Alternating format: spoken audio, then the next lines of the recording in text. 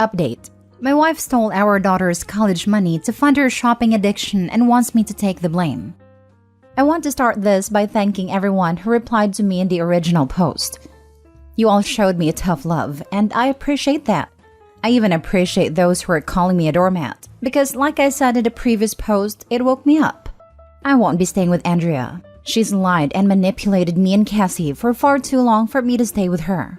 The fact that she stole from me, Cassie and Cassie's grandparents, makes this as close to unforgivable as it gets. The most wrong part here is Cassie. She has an amazing future ahead of her, and I refuse to let her future go to waste because my wife made such selfish choices. Also, I'd like to take the time to answer some common questions, some of which I answered in the original post, but I'll post again here so everyone can see it.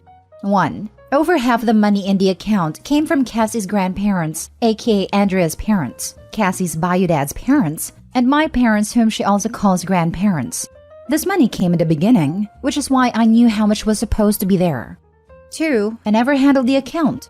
Although I claim Cassie as my daughter, she's only my stepdaughter officially. As such, her mother handles all financial matters related to her. I simply gave her money to put in the account, and she showed me probably doctored statements. My belief is that she pocketed the cash whenever I gave her money. 3. I did notice all the stuff she was buying, but she claimed that they were either on sale or because she got a work bonus. She makes a very good living, and I thought was responsible with money, so I said alright. I did ask her why she needed so many Christian Louboutin shoes. She shrugged it off, and although people can't wrap their heads around it, it's very easy to spend $170,000. 4. A large chunk of the money went to buy a Mercedes, which I thought was a lease. She had a 7-year-old Lexus that, according to her, her friends were laughing at. Keeping up appearances for her wealthy friends is very important to her. 5. Cassie and Andrea did not get along for a variety of reasons. Allegedly, Cassie takes a lot after her deceased father, and Andrea can't relate to her at all, or maybe doesn't try hard enough. Cassie much prefers me to talk to. We have parent/child boundaries, but Cassie considers me one of her best friends. Her words, not mine. 6. I realized taking the fall was her manipulating me. Plus, it would have opened me to a crap ton of consequences that I don't need to deal with. Plus, honesty is always the best policy.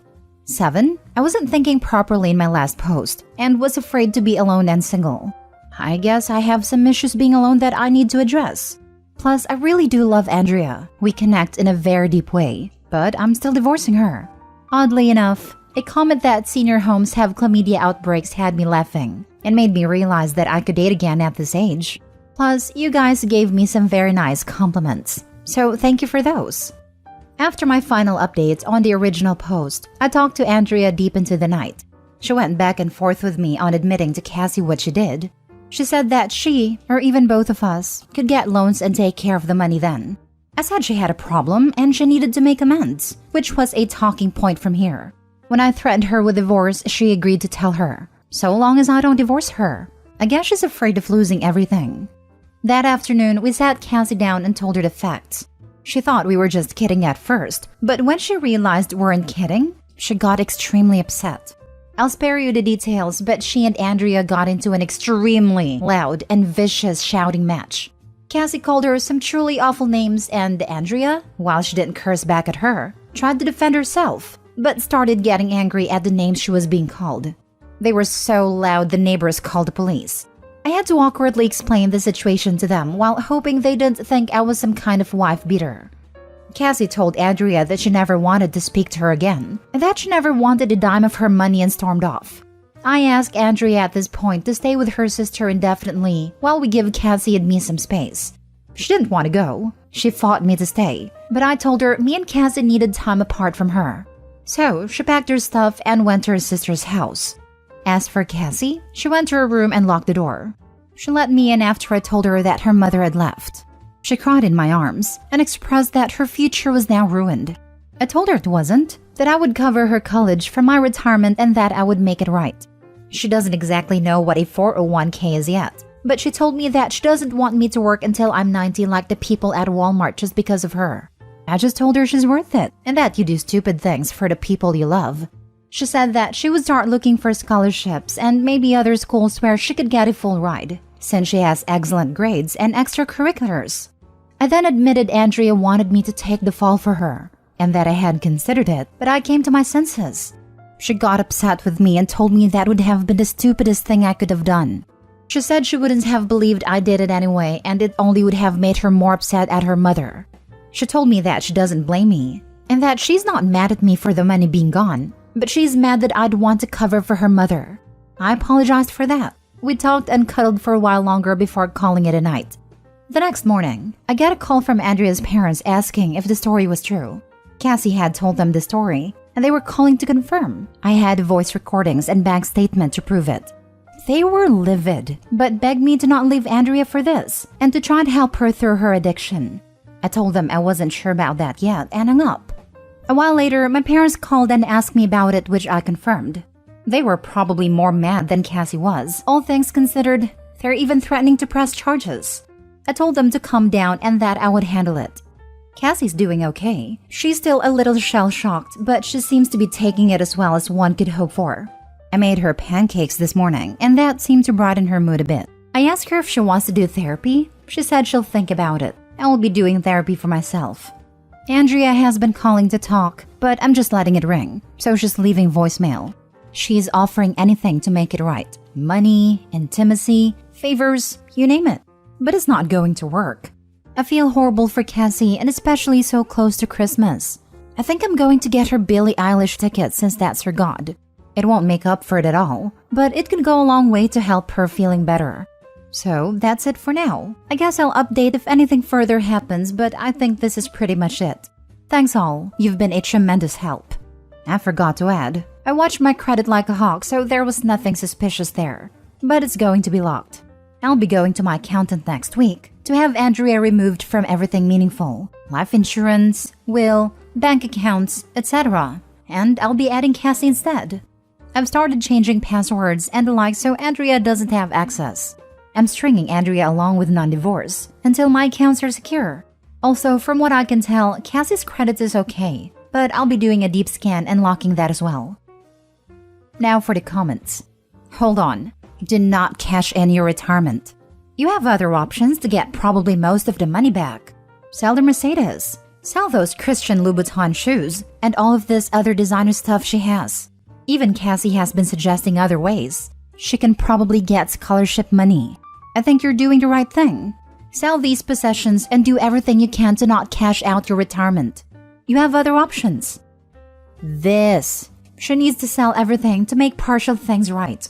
Even if she ends up driving around a Honda car or takes public transportation. Sorry, forgot to put it in the post. She doesn't want to sell her stuff and is just offering to get a loan. I'm proud of you, Opie, for being truthful to your daughter and recognizing how manipulative your wife has been. However, I'm disappointed to see you're still letting your wife walk all over you when it comes to taking accountability for her actions. According to your comments, you're willing to sacrifice your retirement plans because your wife doesn't want to sell the things she bought with the money that wasn't hers. Why does she get a choice here? She acknowledges screwing up, but doesn't want to actually make things right by her daughter? You need to call her and let her know that if she doesn't actually make a plan to pay back the money she owes, you and your parents will sue her. You need to make better choices for yourself and for your daughter. Maybe I'm wrong here, but I don't view it as her walking all over me. She's lost her marriage, her daughter, her family's furious with her, and her friends will likely drop her when they hear what she's done and realize she's not as wealthy as she appears to be. To me, that seems like real consequences. I'm a big fan of The Twilight Zone, and this seems like one of those endings where the person gets what they want, but doesn't realize what they had to give up to get it. She can have her possessions. It just cost her everything to get it. To quote Jake the Snake Roberts, she is a victim of her own greed, wallowing in the muck of her own avarice. Plus, she'll likely end up getting sued by my parents anyway. And if Cassie decides she wants her money, then I'll support her fully in getting it. My retirement will be fine. Let's just say my portfolio is very diverse and healthy. Plus, I have an inheritance. I'm not bragging, just stating facts. Plus, there is a chance Cassie gets a scholarship or assistance. Last story. My dad secretly got married on my anniversary and I'm pretty sure I made him cry. My dad, 52 male, got married on my 31 female, 4th year anniversary.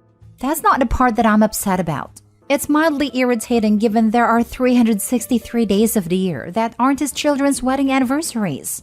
But the day itself isn't all that special to me. I do think it's a little weird to share an anniversary with my dad, but I have no emotional attachment to the day itself.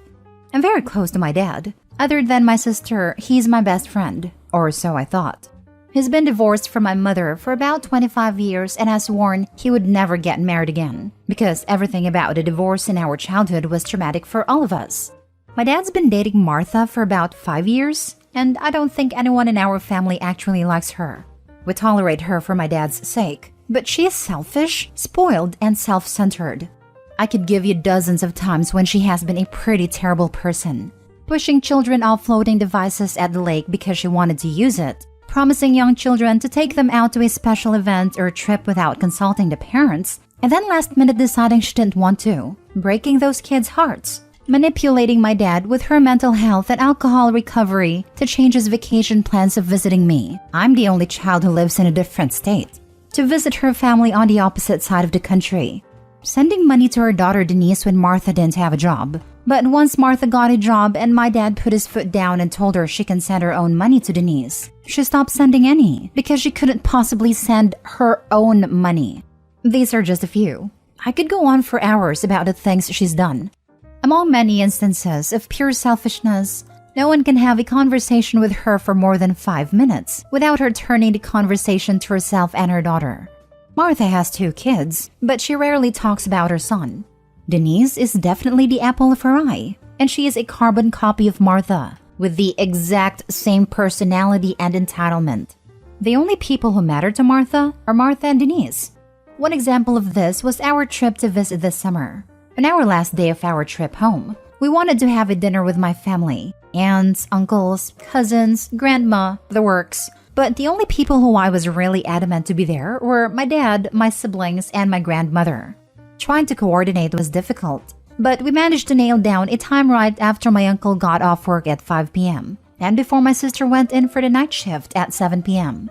Martha threw a fit because Denise wouldn't be off work until 6 and wouldn't be back in town until 6:30, so she wouldn't be able to make it with much time to join.